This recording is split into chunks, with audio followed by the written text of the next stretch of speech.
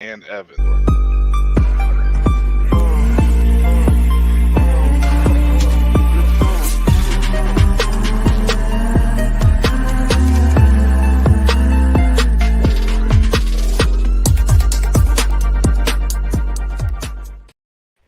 What is up, Shady Sports Network? I'm back here with a extremely exclusive and special episode. When I say exclusive, this is like OnlyFans content right here. They're not gonna get this anywhere. Chris, you freaky. Wow. So we have a great lineup of guests here. We have XFL Jim over there. Love your content. First time on screen. We have Mark right here. We have Evan, who is way more professional and ready than I am. A lot of respect. He works for the Las Vegas Nighthawks of the IFL. We got Pierce Christian. I believe he's at Utah Tech right now. And then we got Kenyon. He's down there in the great state of Ohio. And then we got Michael at the top corner from the unique state of Maine. That's what I'll say.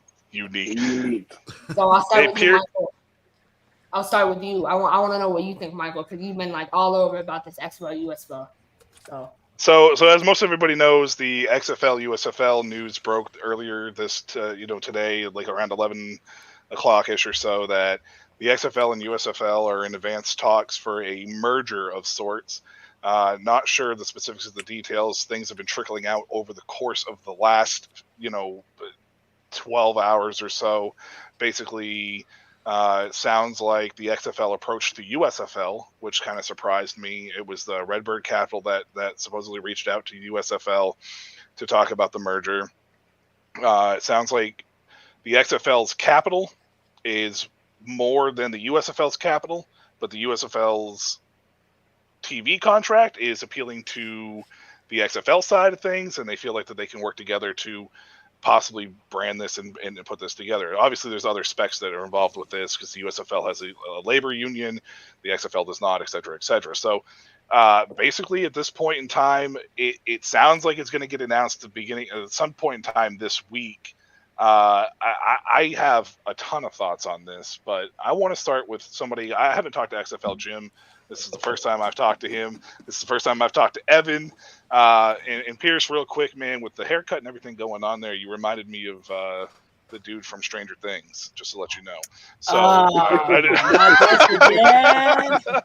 I just wanted to let you know that's what I thought was on for a second. I was like, got really excited there. So that's not the first. Yeah. So XFL Jim, man, I follow you on Twitter. I do have you there. What are your thoughts with this? Sam is coming in here and joining us here shortly. But what are your thoughts on this, man? And where are you on this? Are you excited about this? I'm 1,000% excited. The gyms are in a very tumultuous time at the moment. It's an exciting time. I liked the separation of the leagues to an extent. I liked how each one was sort of unique. I hope they can keep that. But this moment in particular excites me because one thing I love to do with any news of the XFL, USFL, I love to speculate. I love to just make wild predictions that most obviously from someone like me, usually not true, but I love to make them regardless. And this is the perfect time to just throw out wild speculation and just see what sticks. It's so fun. There's just so much unknown still. Yeah, no doubt. That's something that's definitely I think that's what a lot of people are doing in this situation when it comes to this in the world of spring football, because this changes everything. In the sense of what we've seen, two major sports, football specifically, spring leagues coming together, creating a massive 16-team league at this situation. Assuming they stay at 16 teams, obviously there's a lot that goes on with it as well. Evan, we're going to come to you. Like I said, this is the first time I've talked to you as well. What are your thoughts, man? I mean, this is big news. It's news that we knew was eventually going to come. I don't think any of us necessarily predicted it would become this soon, though.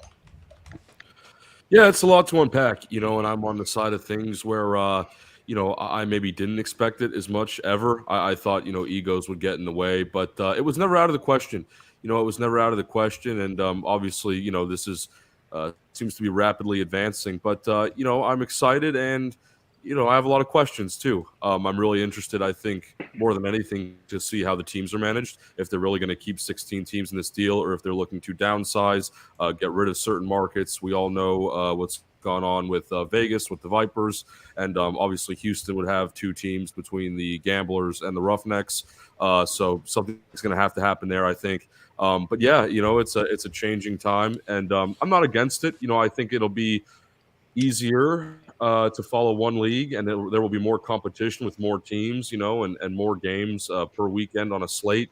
But really interested to see how they figure out the logistics, especially if they're planning on getting this done, prior to the 2024 season.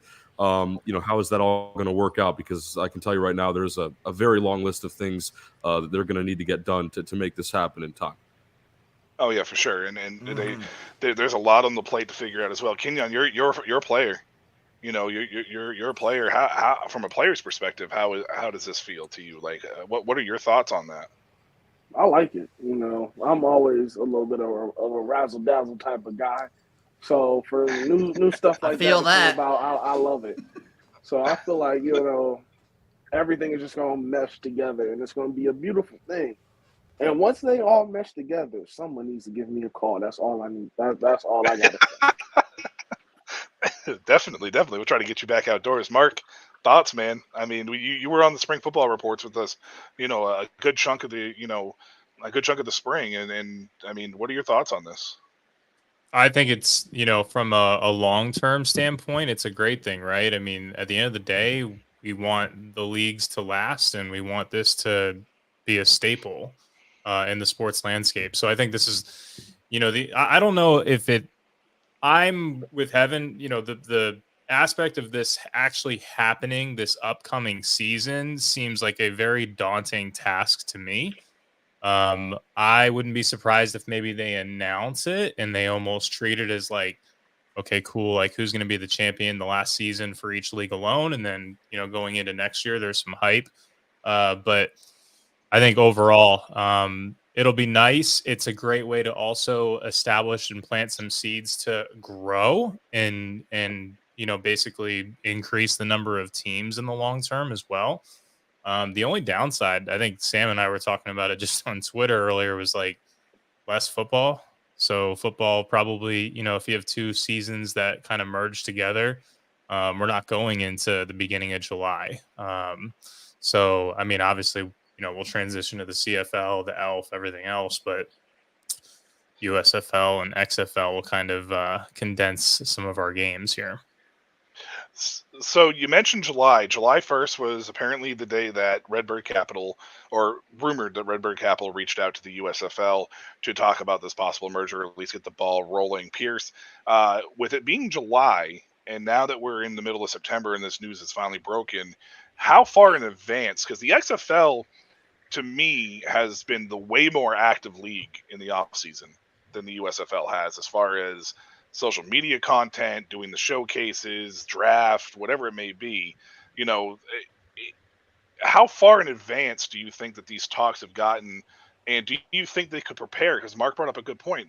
They may not be ready with everything still going on to iron out for 2024. Do you think it's possible they ironed out a chunk of that so we see that this next year?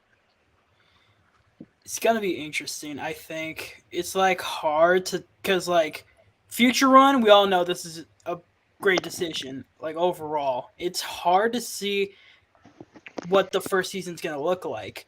That's why the speculation of how many teams are we gonna get? How are the hubs gonna work this year? There's a lot of questions that are gonna go into this first season. I feel like marketing isn't even a big piece of that pie yet. I think USFL and XFL, their marketings are so unique themselves, some better than others. So I think just marketing in its own right, I feel like it will be better typically.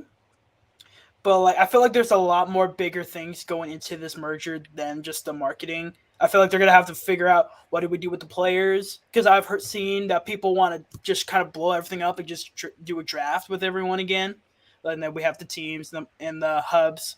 There's just a lot of questions and speculations that are going to go into this merger. It's hard to really tell for that particular marketing. Yeah. Krish, you said that you had some some big things that you needed to say when we were getting off over there at the goal line stand. So go have at it, man. Let's hear it. So, welcome everyone. It's a lovely night here in Massachusetts. I've been kind of calm, on camera lately, kind of, reel back a little bit. Said some things, made some people mad. I'm just here so I don't get fined. But on this particular night, I'm gonna say what I have to say. I'm gonna lay the meat down. I'm gonna feed the hungry. So essentially, a couple months ago when we did SFR, I said that the USFL and the XFL should merge. Pierce was on that show. Travis, who hasn't been, I don't even know what Travis is, but he hasn't been on the show. I said it, and I said, and everyone started laughing. They started letting out the, Colorado laugh, all these different kinds of laughs they got. But I knew I was right. Because when I say what I say, I know it has truth to it. And I look at this today, and I saw it, and I was like, oh yeah, I'm not surprised. Perfect move for both leagues. Because people egos finally realize that they can't succeed alone. I'm XFL. I'm Team XFL all the way. I rooted on a USFL downfall. I hated the USFL. I started to like it at the end of the year. I started to kind of realize, okay, maybe I can try to mess with the USFL, because that's the only thing on TV, whatever. The USFL did this to survive. This is their only option to survive. Otherwise, they were done. They know that. We know that. Playing in your little hub cities in front of two people, that's not going to work. So they were like, all right, Dwayne, they picked up the phone, gave Dwayne a little ring, and he picked up, and it's going to work out for them. They are not going to regret this decision. This is a safe move for them. This is the only move. Otherwise, it would have been like the AAF, and so I'm really happy that I called it. I saw the future. I knew what was coming. And I stay informed. I stay informed. I stay up to date. I read stuff, and I kind of consume and read. And it turns out I was right. And I think I know the XFL community right now they're standing under me, and they're like, oh my God, Chris, you called it. And the USFL community is coming to me. So either or, as long as the one person says, hey, he knows what he was talking about. I write that down. I keep receipts. I'm so happy. Let's go. Chris. That leads me into what I love to talk about is what are like the XFL and USFL haters gonna do? Yep. That's the because that's one of my favorite parts about the whole the double league system is I love hating on the USFL, and I know USFL Jim loves hating on the XFL. It's a great part of the whole zeitgeist. Oh, they'll still hate on each other. Trust me, it's gonna happen. It's not nothing different. I'll make it happen. I'm gonna keep it alive. It's gonna happen. Chris, the only thing that's wrong with your little thing is the USFL didn't reach out to the XFL. It was the XFL who reached out to the USFL. Yeah, they reached out to them. I need receipt for that. Nah, they're just trying to help. Chris, I got your back. They're just trying to help out the USFL. I got you. I got you, man. Exactly. I got your back. Exactly. You don't know what was said behind the scenes. There's a bunch of things. Look on Reddit. Look on Discord. You can find many things. And Investigator Jim's on the case. We got this. I got you. Discord. Discord could be relentless, especially those USFL guys. It could be relentless. We did not need Jim to feed into Krish over there. Sam, you're the only one that hasn't said something yet other than me as far as my thoughts are concerned on this. This news broke. You sent it in the chat. We definitely were very much shocked, and a lot of things sent through. We've discussed it in general that we knew that this merger was going to eventually happen. We just did not expect it this soon, correct? Yeah, 100%. I think that we all had it in the back of our heads that it was inevitable at some point that most likely this merge would happen, but that's where Chris forgets that we all have context behind some of the stuff that we say when it comes to that. So we thought it might happen, just not tomorrow. And, we proved to be wrong, but like the Markcast said on Twitter today, nobody called this. Nobody saw this coming. And if they did, I feel like they're kind of fooling themselves even. And maybe they just got lucky because honestly, unless you were involved in these leagues, I don't think anybody saw this coming, especially if you're behind the scenes and all the little pokes and prods that you've seen from one side to the other.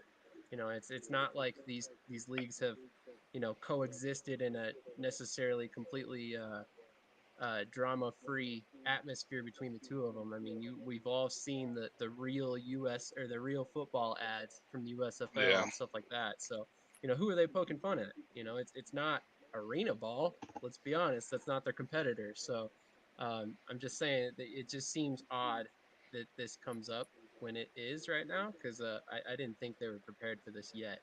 But ultimately, I kind of wrestled with this thought all day. I originally went into it, as you guys know in our private chat, that I was not a fan of the move. The more I think about it, the more I think it might actually be a good thing. And it because of the fact that I feel that a larger league with, all these different broadcast partners, assuming that that's how it stays, you're going to get more casual fans drawn in because there's more teams to like, there's more markets you're covering, and on top of that, it's on large television broadcast channels. So I think that there's a better chance for the league to succeed and grow over time if it's one league. And like Evan said, it's going to be a little bit easier to cover. And then you've got large entities all across the world, covering it, because you've got, you know, international markets covering USFL and the XFL at this point. Yeah. So I'm going to keep my little thing. I'm going to try to keep it as short as possible, but I'm going to pose a lot of things that I've been thinking about over the course of the day, and then you guys can have at it and do whatever you want with it, knowing Chris will find a way to twist it and turn it and then come back 6 months from now and say, I called it. But basically, I've been tearing with. So part of me hates this, and I hate it primarily because I feel it's too early. It's too soon.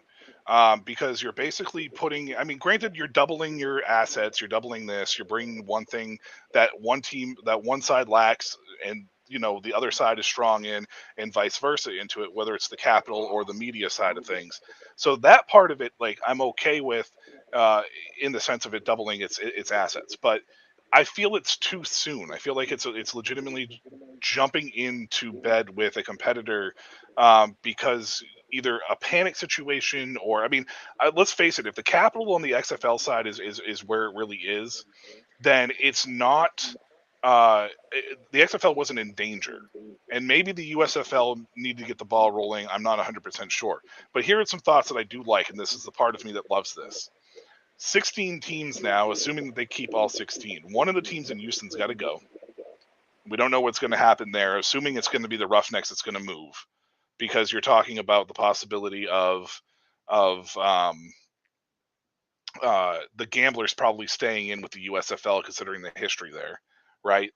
And then on top of that as well, you have Vegas that doesn't have a home right now, right? So that's the key component there, right? What's going to happen with that? But 16 teams at the same time, you're also talking about they can extend the schedule now. You can run one hub in the West, one hub in the East, and do that hybrid hub that that Arlington did with the XFL, and then fly them out that way and only cross games a few times, and you can extend the schedule to 14 game schedule, right? You saw it with the ELF this year when they went to 17 games. They went from a 10 game schedule to a 14 game schedule, and it worked, or a 13 game schedule, and it worked out fairly well for them. So if they find a way to do this and they're able to get the venues locked in, you could still see a little bit of an extension of a season, and they don't have to strict to 10 games. On top of this, it brings Disney and Fox together to show the media side, right? So Fox and Disney, two big, sports, worlds, whatever. NBC is kind of the odd man out here. I don't think NBC is going to be able to continue doing what they were doing with the USFL if that's the case. But what this does do is the XFL is able to fulfill their 5-year contract with Disney. At the end of that 5 years, if they really wanted to, Fox can leverage the league, because Fox is going to be able to show the games. They own a stake in the league if this merger happens. So they can actually leverage and find a way to get more money out of Disney, or they could sell the media rights back to NBC. It's a media right future war for the sports, where we all know when Vince McMahon brought the XFL back in 2020, his goal was 5 years, we'll pay all the production costs because I want a media production battle or negotiation at the end of that contract. That's what he wanted. And that's kind of what's happening with this. And I think it's good for the league because it gives the USFL, or at least Fox, leverage against Disney if Disney wants to continue to show the product. Now, I don't know if that's not 100% necessarily what they're thinking of at this moment, but it does kind of create this media like bidding war in 5 years. So some good things long term, like you said, Sam, and like everybody said here, Mark, especially when he was talking about the future. But I just feel like overall, Houston is going to have to move. Vegas is going to have to stay in the West. They're going to have to find a bridge gap for Seattle, though. I mean, even if they do a hybrid hub, I still feel like Seattle's a little bit out of geography's way there if they don't find a city to bridge them. I know, a lot, but have at it. I don't care. There's a lot there. That's what I'm saying, though. There's so much to talk about and speculate. This is the best. It's so fun.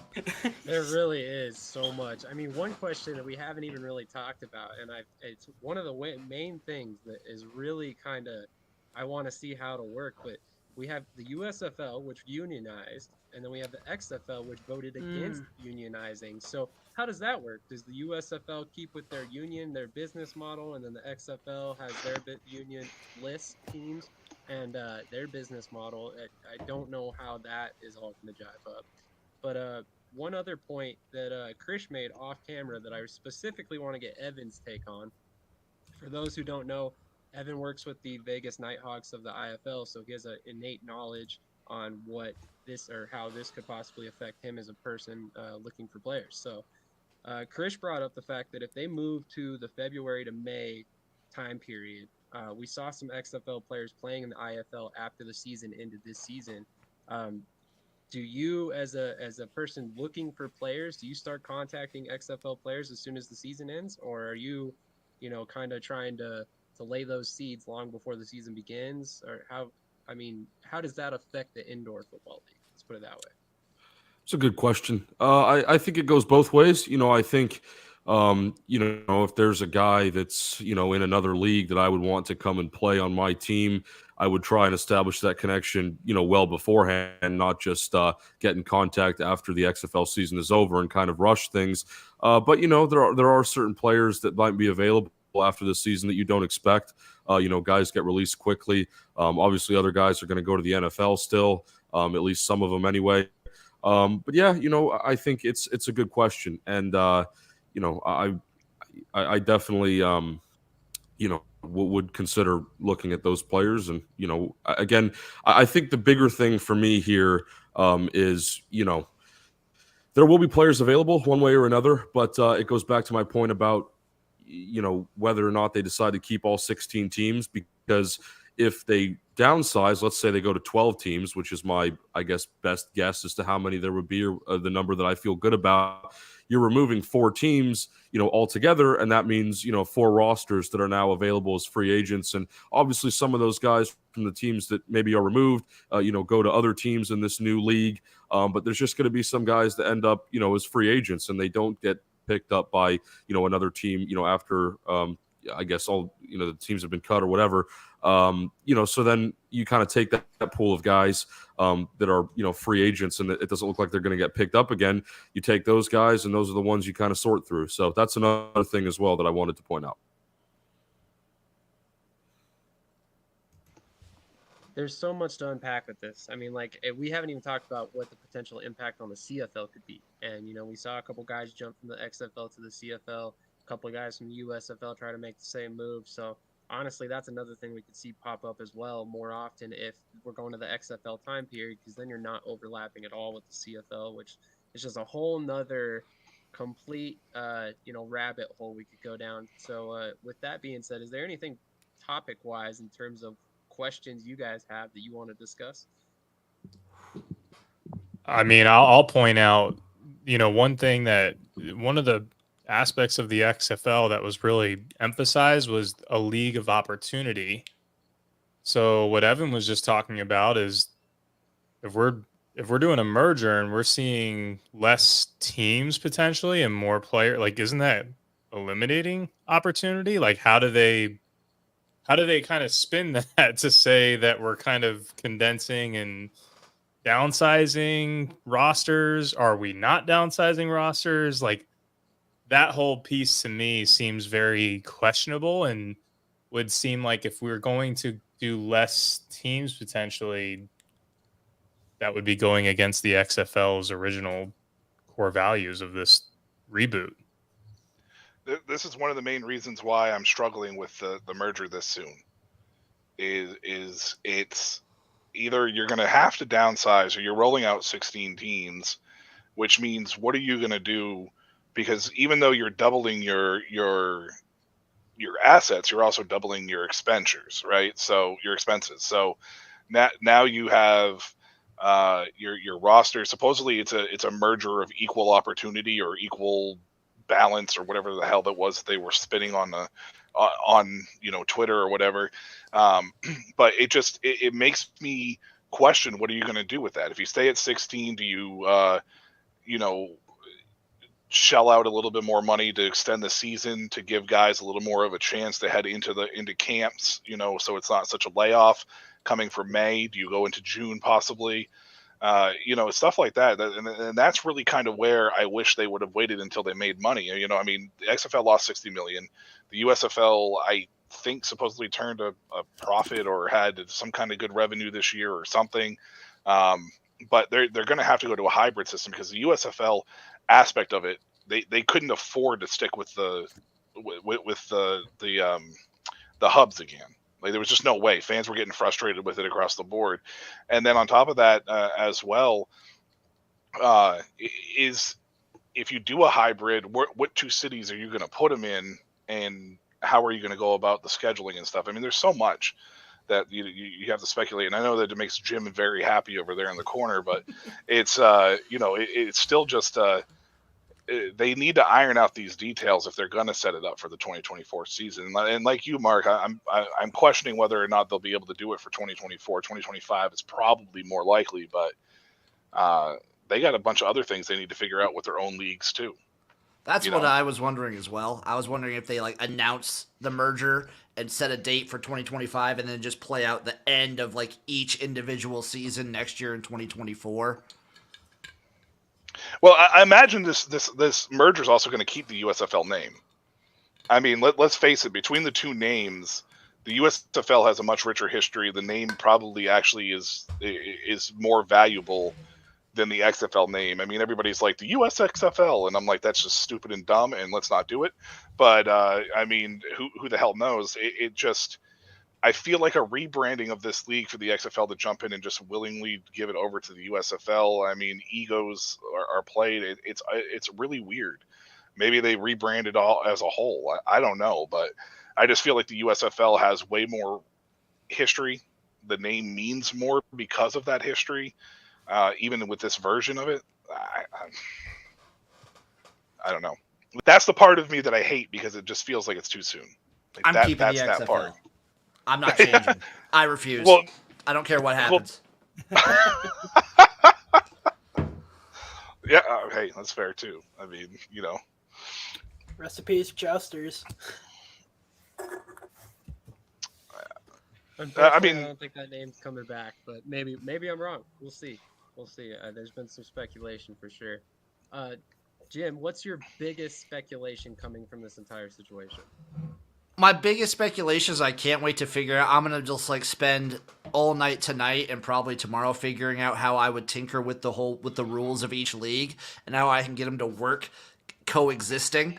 I want it so bad. I want to have a whole layout of how both leagues' rules can work together to create the ultimate product. All right. I'm definitely going to be in on watching that for sure. I want it so bad. I want to see you get the whiteboard, just start drawing all over the place. I've got Investigator Jim on the case, so there's going to be I got him digging into how this deal went down, and then I've got both USFL and XFL Jim having a sit down and kind of going over everything. So there's a lot in the works. I'm excited for the rules. I'm excited to see what they do with roster sizes, and like Mike was talking about, I'm excited to see if they do like a hybrid system. Will they do some teams with hubs, others with not? There's just so much up in the air. My mind is just filled. It's an exciting time right now. Even I'm saying with Michael, I'm not super. I liked both leagues separate. I liked being able to like have XFL time and USFL time, but this is still wild, crazy, and exciting. It was definitely needed at some point in time. I mean, let's be honest. I was thinking like 5 years down the line, though, like 5 or 6 years down the line. I was thinking like near 2028, we'd be like really seriously discussing mergers, and then to have it happen after like 1 year of the new XFL and 2 years of the new USFL seems crazy to me. Yeah, and that's really the biggest thing, because like there's neither team is really profiting a large margin if the USFL did profit last year, and on top of that, like the capital behind the XFL, I'm not worried about that. So they definitely have more capital coming in. It's just when you're doing this, you're doubling your assets, you're doubling your expenses, but now you have to iron out certain details. And is it too soon? Like whether it's 2024 or 2025, is it too soon? I would have liked to see both leagues at least start churning profit on a little more consistent basis, and then possibly talking about expansion, which is the reason why that leads to them talking to each other. Like expansion after the first year of the XFL and expansion after year 2 of the USFL just seems like way too quick, rapid movement. We see it with indoor leagues a lot, in arena leagues. Like when you expand way too fast, it becomes an issue. And these leagues don't have the same, financial structure that the NFL does, right? It's the league-owned teams. It's not individual teams like the ELF has or the NFL has. Like it's not certain owners per team. So this is the part where I struggle with it, and I really keep my fingers crossed that it's not too much too soon. Even if it's 2025, it still feels too soon, personally. That's fair to a certain extent. I'm curious to get all your guys' thoughts. I mean, my question is, if they're doing this early, is it not kind of a red flag in terms of, what both leagues see for their future? I mean, to me, you do this as a last resort, right? Or not necessarily a last resort. I mean, obviously both leagues want to stand on their own 2 feet, right? So if you're doing something like this and you're seriously considering it, I feel like it's for a reason. And maybe it's a reason that none of us really want to admit, but maybe there was no long-term future for either of these leagues if they didn't merge. And that's definitely where I want to get your guys' thoughts, because I know that's something that's been brought up, but is that reality? Were we headed to a world where we had no spring football once again? That's a world that I would not want to live in. I'm just going to flat out say that. I would go crazy. And I have thought about it, and it's kept me up at night. As soon as the news originally came that the XFL lost $60 million on the season, I didn't sleep for 2 days. I was devastated. And then obviously you dig in more, their capital's fine. And there's a part of it that worries. I think this might just be like an opportune time where they're trying to like maybe push some things, and they see this as their moment to kind of capitalize on. There's at least a decent amount of hype for each league at the moment. They don't know where they'd be in a few years from now, so who knows? Maybe they're just thinking we got to do this now. I think they're rushing things a little bit, but maybe in their head they're just like, this is the moment. And who knows, with like the new TV deals and streaming and everything coming crazy. You see it in college football all the time. New TV deals are insane. I wonder, we see a little bit of that with spring football. It's a little similar when I'm looking at all the college, like different conferences and what they're doing to seize opportunities versus these leagues. It's all a gamble. UAC football, baby. No doubt. Mark, I saw you being very animate down there. I'm very interested to hear your thoughts about Sam's question. You were. Yeah, so for me personally, I think that this has been a thought process for both leagues. Primarily, I think the XFL has been a lot more open to this concept than the USFL. I think the USFL has kind of been locked in on their own thing, and One has a very conservative approach towards their league and being frugal with their money, and another has taken a very extreme kind of approach and spending a lot of money. It's a nice meeting of a minds, a nice balance, but it almost feels like, to me, this is going to sound kind of crazy. It's almost like The Rock just kind of like had an epiphany over these last couple months, like kind of like that oh shit moment, like what did I get myself into type of thing. And it seems like he's actively working the streets right now. Like he's having a lot of backdoor conversations. Who knows what types of conversations have actually transpired behind closed doors. So it just seems like there's been a lot of movement that we have no idea about that will probably come out in the long term.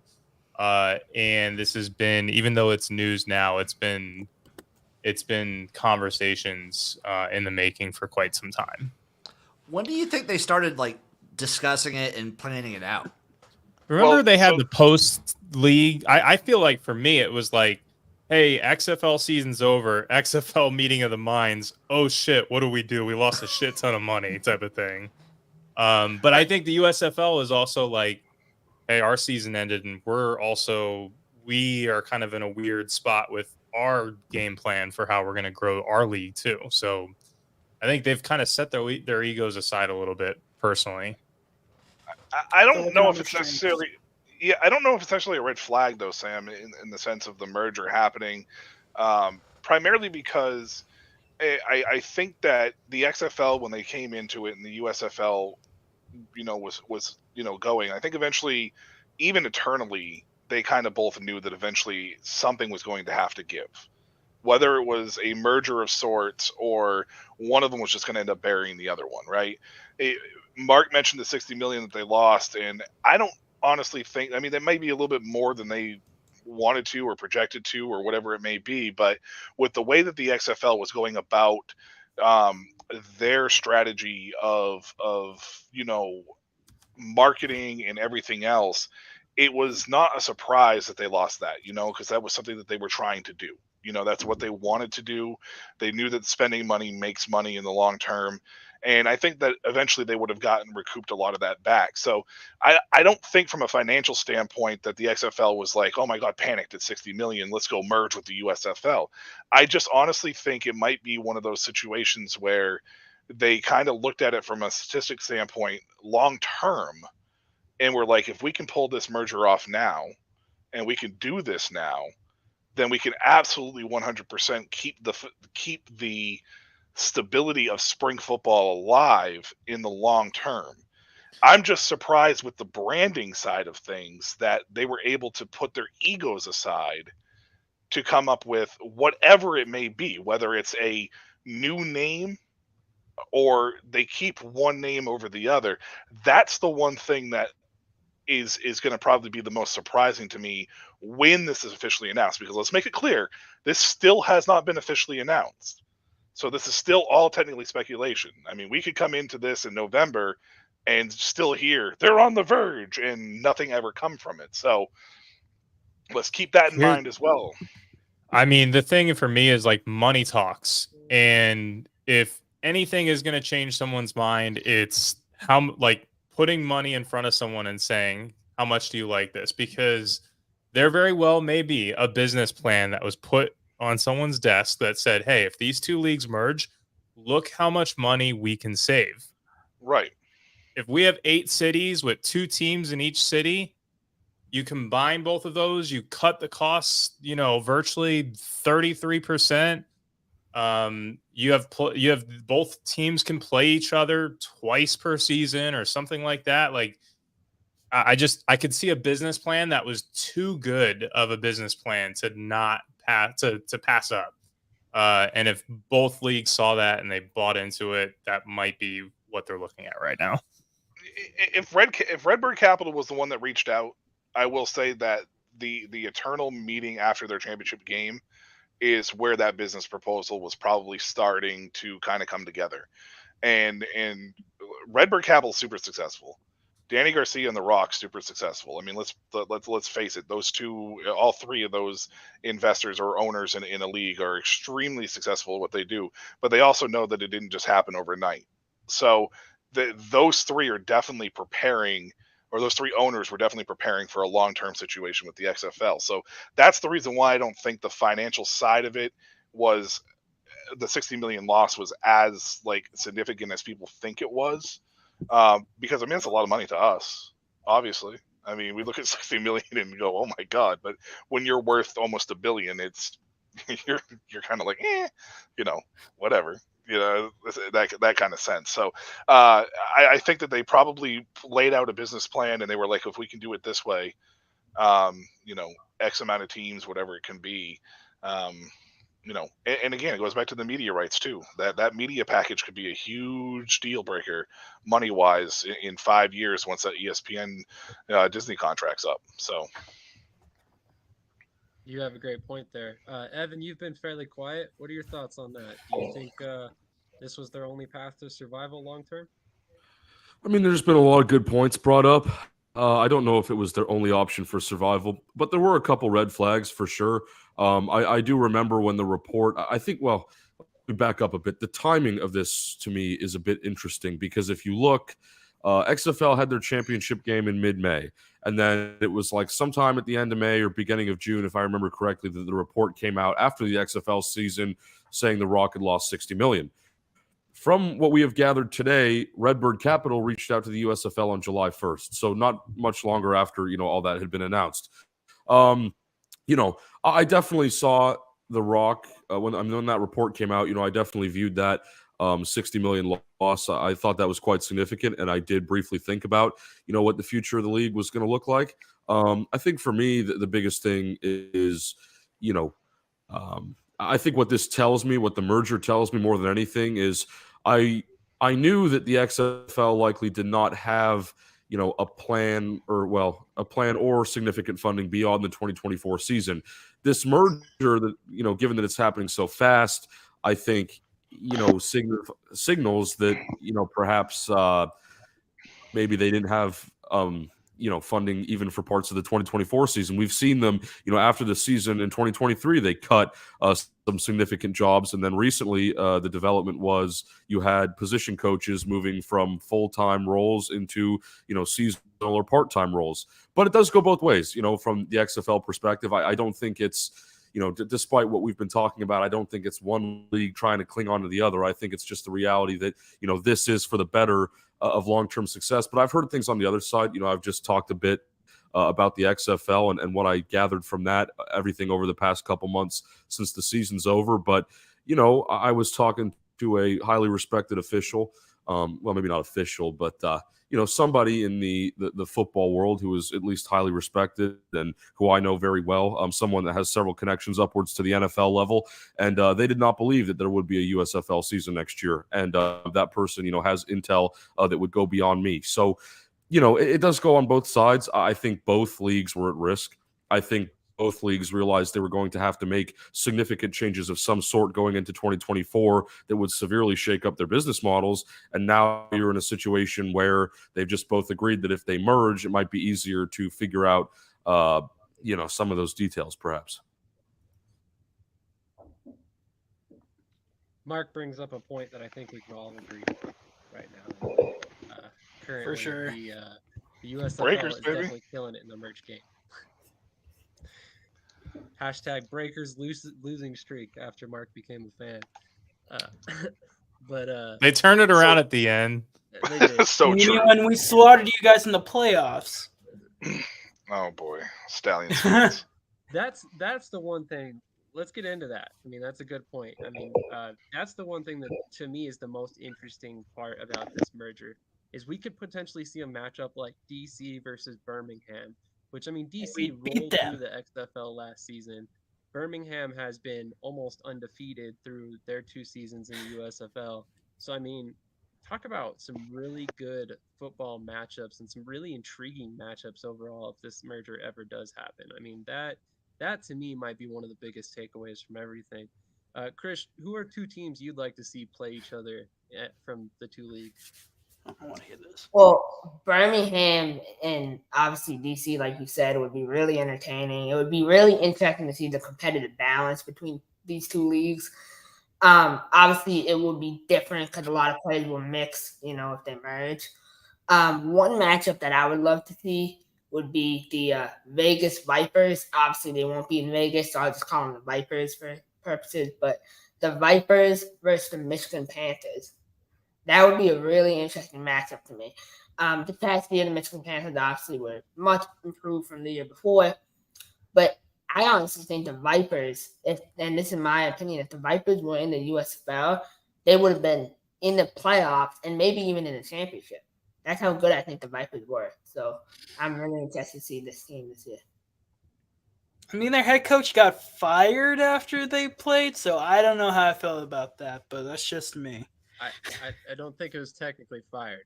I think He wasn't fired, or was he? Parting of ways. Sure.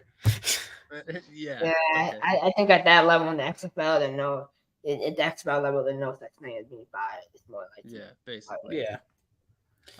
Well, Pierce, what are two teams that you want to see play other than, of course, your Stallions versus the Defenders? Well, yeah, I think it's too easy for that one, but I will say Stallions is going to beat everyone because they're just that good. And I just feel like the camaraderie of Birmingham is just too strong. It's a bit biased, obviously, but I just feel like they'd clean everyone. But if we're talking different, I think I'll pick two teams that kind of got heated up in the second half of the season respectfully, and I'll do Guardians and the Stars. Or the Panthers. You kind of flip between those two because they both, that very last game, they both could have easily won that game. Panthers obviously did. But the Guardians looked pretty good with Quentin Dormady hot, in the second half. He was doing pretty good. It would have been interesting to see how you would have done with, like, the Stars, who were slowly picking up, after all those injuries. And then the Panthers, who obviously went to the playoffs. I mean, who would win that debacle? I'm also a Guardians fan in the XFL, probably not the Guardians. Like, that's just how I feel. But that's what I would do. I'll probably Guardians Panthers, I think, would be an awesome matchup to see. That's definitely fair. Evan, what about you, buddy? Yeah, I mean, there's definitely a lot of intriguing matchups. I think if you wanted to go for a very sort of strength of roster type of matchup, you go with Stallions Defenders. But I think there's a couple more intriguing options. Like one that I was flirting with was maybe Guardians Panthers, or maybe even Guardians Gamblers. Just from what I remember. I feel like the Guardians, and even the Vipers too. I feel like both of those teams, came close to winning on several occasions. And the Vipers, I feel like in particular, could have really flipped their season around. And interesting point by Chris talking about how maybe if they were in the USFL, things would have been different. Just given the strength of certain teams in that league. I definitely agree with that. That's a whole nother question as well. I mean, the conference alignment in terms of where teams are located, or if them just strictly be leagues. I mean, so many questions. Mark, what's a matchup you want to see? Give me the two Houston teams, right? The Roughnecks and the Gamblers. I mean, we're talking about Mark Thompson and company. Hopefully he comes back. I don't know. He's kind of thrown out there. They might not be, but would love to see the Gamblers match up against that air raid offense in Houston. I think that would be a pretty exciting matchup. A lot of passing yards. I was really surprised by the release of Terry. My lord, I can't think of anyone's names tonight. Terry Wilson. Yeah, he got released Didn't today. he just get cut? Yeah, the Gamblers cut like a lot of people, and they probably didn't know until James Larson put out the tweet, and they're like, "This is how we found out. Like, this sucks." Yeah. Yeah. But the Houston teams, I think, would be a really fun matchup. A lot of scoring, I think, in that one. Chris brings up my thought right here. Battle for Houston. Just let the Roughnecks and the Gamblers play a game, and whoever wins gets to stay in Houston. The other team has to leave. They get to play in Brazil. Yeah, relegate them to the Elf. Yep. They've relocated to Hamburg. I think Michael would be very interested with that. Michael, what's a matchup you'd like to see? So first and foremost, with everything that happens with these rosters turning over, like speculation is definitely something that is awesome because we got to base it all off of last year.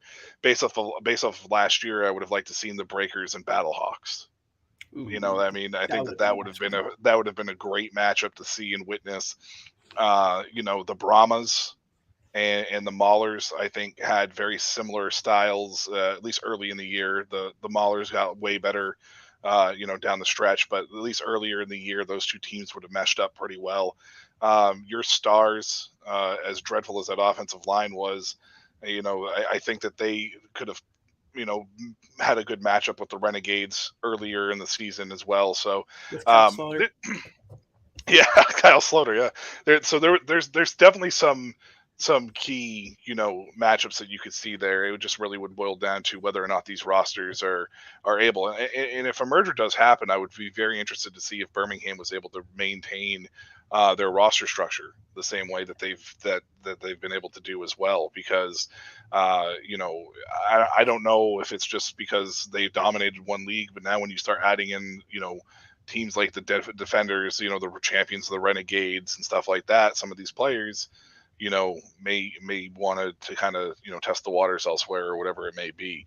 So that will be interesting to see if those rosters are able to turn over at that same rate or whatnot, or maintain that same level of talent as well. So it's going to be interesting because Houston's definitely going to be one to watch for. I unfortunately, as much as I love the Houston Roughnecks name, way better than the Houston Gamblers name, I just think that if the merger does happen, in a sense, with the USFL being the primary branding package, that it will probably be the Gamblers that remain in Houston to some degree.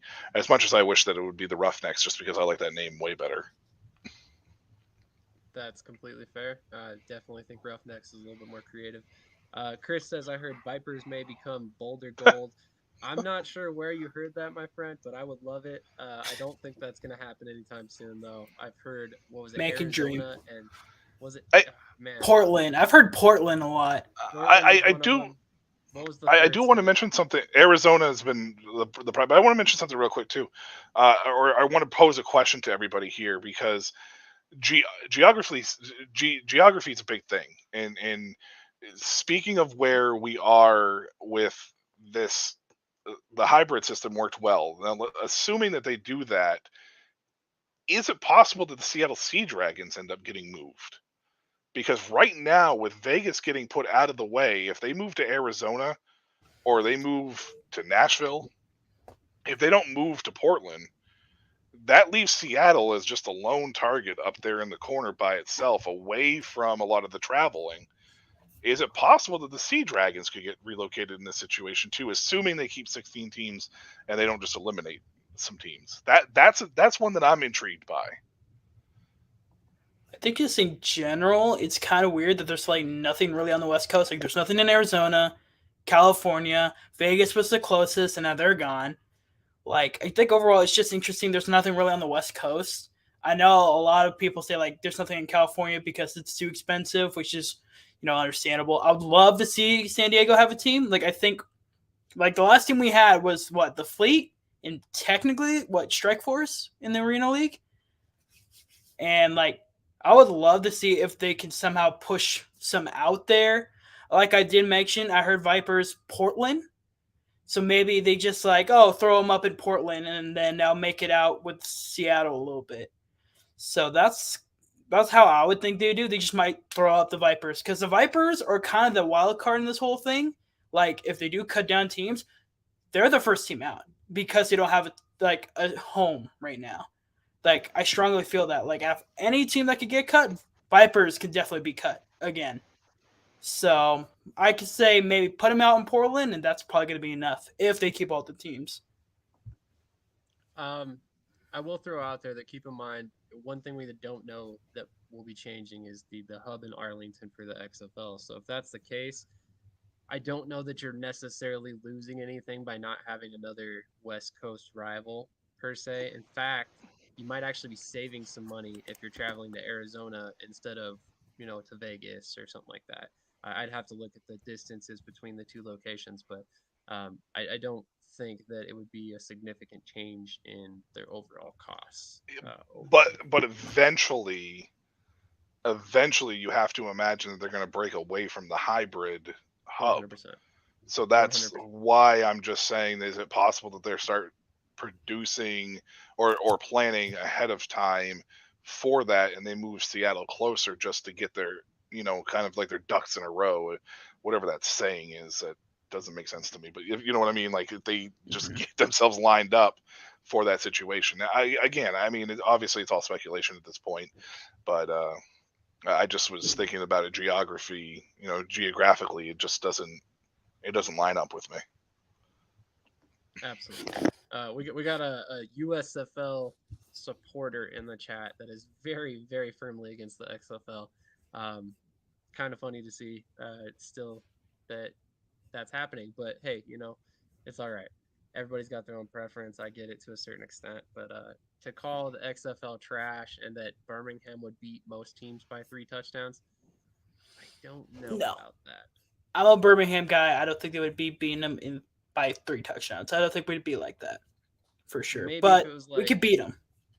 Maybe if it was like Birmingham versus early season Orlando, like maybe that was a 3 touchdown. And Vegas, and Renegades. I could keep going. Yeah, there's a couple teams for sure, but no way. The Vipers would beat Birmingham. Early Vipers though. That's what I was kind of going off of. Really. You could have said just Vipers in general. Like, the whole season was just. It's true, but I feel like early Vipers was hard to watch just in general for me. Okay, he says just teasing the fresh meat for the new league. Okay, cool. That's fair. I can respect that, as long as you're not just completely hating on the XFL for no reason, for lack of. Some people do that. It is what it is. Yes, a lot of people do that. Is there any final thoughts from anybody that we haven't covered yet? I know we kind of got to a little bit of everything tonight. Wasn't really anything necessarily on the docket that I wanted to discuss. So any final thoughts from anybody? Let's just go ahead. Yeah, so I kind of how I mentioned it in the chat went about like the arena leagues and stuff and how this affects it.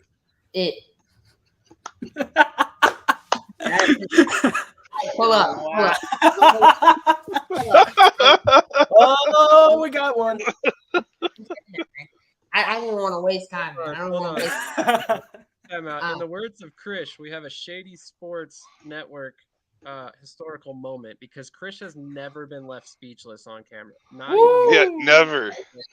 Hey, no, all seriousness though, I appreciate you calling me out. That's the first time I've been called out like that. So humble. That shows I'm moving up in the ranks. But my biggest thing is, like I said about the arena leagues, right? When you look at the arena leagues, how does this affect it, right? What type of players? Now, Evan, you're involved with the Las Vegas Nighthawks. So my question to you is, when you evaluate players for the Nighthawks, how did this merger affect the quality of players you're able to get? You know what I mean? Yeah, I touched on it a bit earlier, but I think a point that I didn't talk about, and one of the things that really right now is something that I did think about today when this news first came out, especially for me, is a lot of people won't look at this because it's not necessarily a glaring thing amongst all the questions that people are going to have. But obviously the IFL and the XFL have a player partnership going now. They've developed a relationship, a partnership where both leagues are able to benefit off a system. When I was out in Vegas for the IFL XFL Combine, and ultimately that event was a success. Brahmas were there, Battlehawks were there. Obviously a couple players, MVP TJ Edwards to the San Antonio Brahmas, and then a couple guys from Quad City, Joe Crawl, CJ Wyndham over to the Brahmas as well. So I look at that and I think, now that there's actually that partnership is starting to gain a bit of momentum, what's going to happen to that? Because if, the two leagues merge, XFL and USFL, like the USFL didn't have a partnership with the IFL. Now, I'm sure they're familiar of the IFL and what it brings. And there are, players who have been in the USFL that have gone to the IFL and vice versa. But I just wonder if that partnership will still exist or if it'll change. I don't really have any information on that at this time. But to answer your question, Chris, again, man, when it comes to player personnel and evaluation, if they stick to that February to May schedule, it would be nice to, in May, if there's a couple guys, that are available, that perhaps want to come play arena football, that they can go and do that. Now, I said earlier as well, the real, if let's say they go from a full 16 teams to 12, and a couple guys from those teams that are removed from the league aren't picked up by other teams in this new league, that makes it convenient for me, because then I can just try and get these guys in arena if they're interested. But if not, I feel like there'll still be a lot of rosters filled up, and there won't be as many available free agents. And again, too, another question that we can all speculate is maybe they decide to add practice squads, or something. Maybe if they really want to build the league and grow it, maybe you want to increase roster sizes. I know in the USFL specifically, roster size was something that a lot of people wanted to change. There was people saying it was too small. You need more active players on game days. Guys go down due to injury, and you don't have enough. You don't have enough spots to fill in. You kind of got to shuffle guys around, and some dudes might end up playing out of position. So there's a lot again to think about there. But in the IFL, I mean, we're focused on.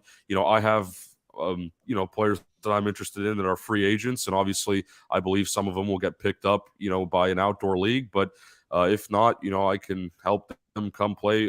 Hopefully for my team. If not, maybe another team if it's more convenient.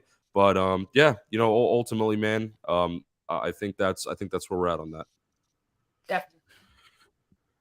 My thing is, what does this look like on the business side of things? What does the infrastructure look like? Because it's got to make money. I mean, that's how you survive. So what are we doing for ticket sales? What are we doing to increase our efforts, especially on the USFL side? I mean, my Lord. Like, there was no infrastructure in place for that on the USFL side of things.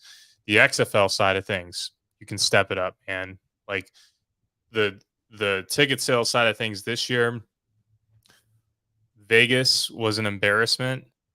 There were a couple locations that were not up to par and could have been easily if there was more of a focus and effort on that front, on the marketing front. So what are we going to do to step that up? Because ultimately you have to make money to survive. And it's not just about the performance on the field. It's about how you're marketing and selling the product off the field as well. If anybody would know about that marketing part of it, you would definitely be the person to talk to. So just saying, USFL, if you're watching, give this man a call. He's got lots of good advice, I'm sure. So, might want to offer him a job, just saying. But any final thoughts from you, Michael or Pierce? I just want to say the Stars just re-signed Luis Aguilar. I didn't know if you I better get to work. Didn't know if you saw that or not. From my end, no, I said pretty much what I need to say, and I don't want to repeat and beat a dead horse or anything, because it's just obviously we just got to keep in mind here that even though this merger, or the rumors of a merger, there's still nothing official as far as that is concerned, and we still need to hear what the details are going to be for the league, how they're going to go about rebranding it and packaging it. The USFL obviously is still selling hub tickets in their locations. The XFL just posted again today about going to get season tickets for next year. So both these leagues are still operating in the off season as they gear up for the following year in that sense. So we'll just have to keep an eye on it, and as more news has trickled out or whatever, we'll get an idea. Hopefully, it's the right decision. That's my biggest thing. Is hopefully it's the right decision and it's not too soon. But with that being said, I'm sure that the business proposal that Mark was talking about is definitely was laid out to benefit both leagues. And on top of this, the other thing that none of us have really thought about is maybe possibly a 12-team league instead of a 16-team league. So they X out 4 of the teams, probably 2 from the USFL, 2 of the XFL, and maybe go from there. That's a possibility too. But I would expect that once the merger is complete, if it does go all the way through, that we will see an extended spring season, maybe by 3 to 4 games. And so we'll probably still get roughly the same amount of football. It'll just be staggered and not as long as we would have liked. That's completely probable if this happens. I will throw out there, Andy Paul Murray came up with this idea long before I ever even dreamed of it. But adding a bye week could be a good idea. You add a bye week, you rotate some teams, you can extend the season a week artificially without having to actually play an extra game. It's not going to cost you any extra money as the XFL or the USFL. Players are going to be off. Maybe you give them a time at home or something like that. But whatever you may do, I think a bye week makes a lot of sense, especially if you extend past 10 games.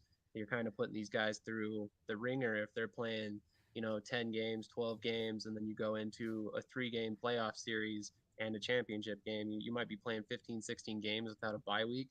That's a little bit much, so I definitely think that's something they should consider for sure. Pierce, any final thoughts from you, buddy? Yeah, so I'm on the PFN Discord. USFL guys, XFL guys, they're all there, and a lot of them bring up like possibly doing a draft, kind of like a fantasy draft of sorts, where like everybody just gets reset. They're not on the teams they were on, and then they just draft them out. It's interesting because biased because I'm a Stallions guy. I don't want to do that. Like I feel comfortable where a roster is. Maybe get some more linebackers and wide receivers now. Feel a bit more comfortable, but I ultimately like where our team's heading. Like we're building a solid team that's being successful 2 seasons now. While the XFL, they've only got 1 season, and they lost a lot of people over the offseason. So that's the USFL. So I'm not a huge thing about the draft, just fantasy draft style like in Madden. So I'm just curious of how you guys think about it. Just like, should we just blow it up and then draft who is on teams and then new guys, or should we just keep it how it is for all the teams? I mean, my personal thought, I say you keep it how it is. Let these teams build off of what they've already done. It's going to be more competitive in that way, in my personal opinion. But I'm curious to hear everybody else's opinions on that as well. Evan, what are your thoughts? Yeah, I would say, I definitely understand, a reset to some degree, but I think, again, logistically, that would just be so difficult. And, the XFL has already claimed rights to players that aren't necessarily under contract, so that could get really messy. If you've got a bunch of guys that, are claimed by a team or, their rights are with a team, but because they haven't signed a contract, that just kind of disappears. Like that would feel like a waste, of resources and time. And I'll tell you right now, man, from the personnel perspective, like there are plenty of free agents that you can bring in if you feel like your team is not, where it needs to be.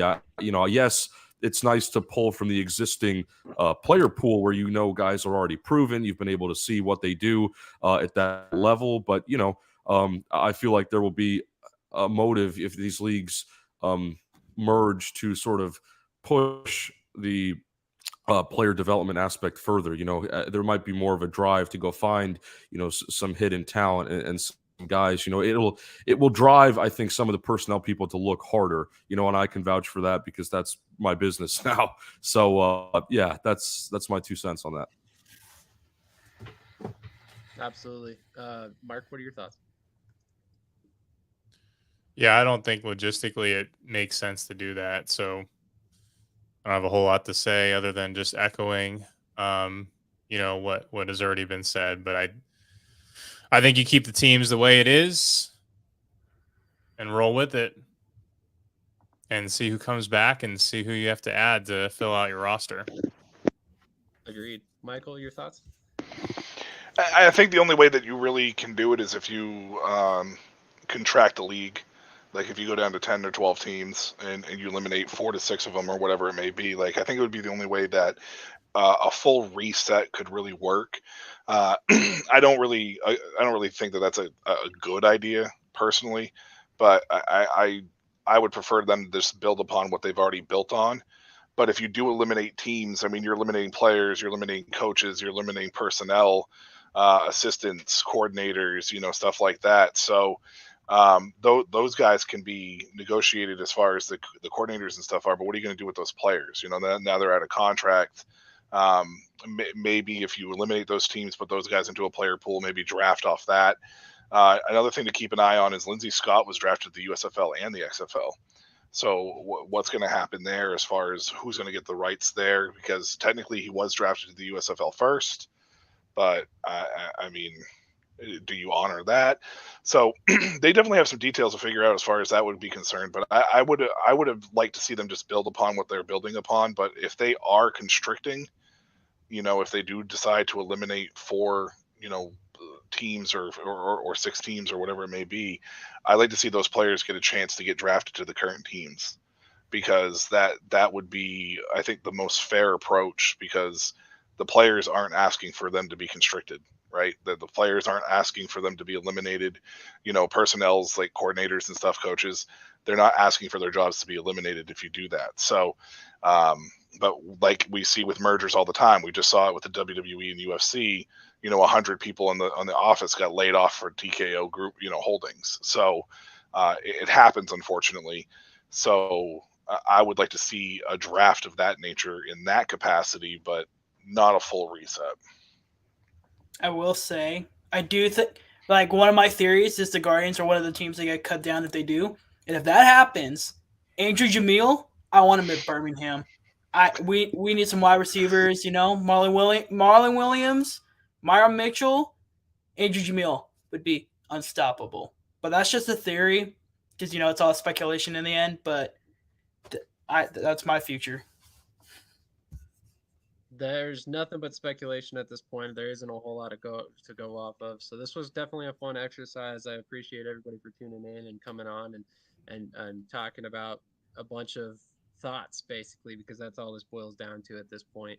Just to be clear that we're all going off the article that came out this morning on Sportico that mentioned that this league merger could be coming as soon as next week. So if you have not checked out that article, make sure you go do it. Great article. They do great work on Sportico. They seem to be ahead of the curve a lot of the time. So make sure to give them their due. With all that being said, thank you so much, everybody who came on tonight. Everybody who's no longer with us currently. Thanks, Mark, Evan, Pierce. Appreciate it. Michael, always appreciate everything you do for us, man. Thank you so much. And with that being said, we'll catch you guys in the next episode. Thank you. As soon as I can find the outro. I'm a game changer.